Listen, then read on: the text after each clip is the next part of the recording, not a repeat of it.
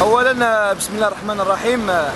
من هذه الوقفه الاحتجاجيه اللي احنا واقفين امام مقر شركه EMTC اللي هي شركه كبيره ولها 7 بواخر، وعندها عده شركات منها كومارشيب، وعندها شركه باسبانيا اللي هي الاستيا اللي هي على ظهر هذه الشركه EMTC تخلقت شركات كبار.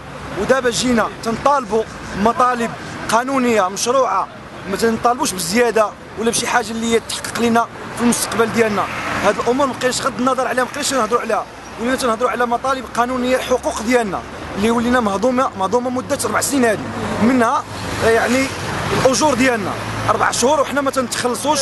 ثانيا كاينه واحد المساله اللي هي اعظم من هذا الشيء، هي اقتطاعات الشركات الصناديق، يعني ديال التقاعد، السيمير، لا سينيسيس، التغطيه الصحيه تتقتطع علينا من 2007، وما اكتشفنا بانه ما تيكوتيزيهاش في الصناديق ديالنا، غض النظر بان الناس احيلوا التقاعد ولم يستفيدوا من التقاعد ديالهم.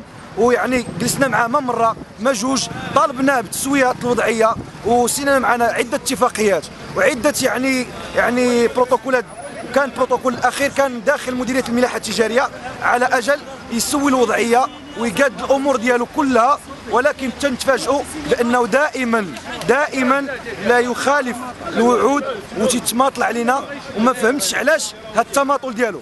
دابا لقينا معاه عده حلول وتكلمنا معاه على اساس الناس باغا 4 شهور ديالها، وباغا السيمير ديالها، وباغا لا سينيسيس ديالها، وباغا كل ما هو من حقها تطالب به. اضطريت ككاتب عام بحاره الملاحه التجاريه وكنقابه اخرى معنا نقابه عمال الاوراش ونقابه CCL اللي هي ديال السائقين، طلبنا لا مواتي، ولينا تنطلبوا لا مواتي. ما بقيناش بغينا كاع السيمير ولا السينيسيس، بغينا غير ما نوكلوا لوليداتنا، بغينا غير ما نديو نوكلوا لوليداتنا.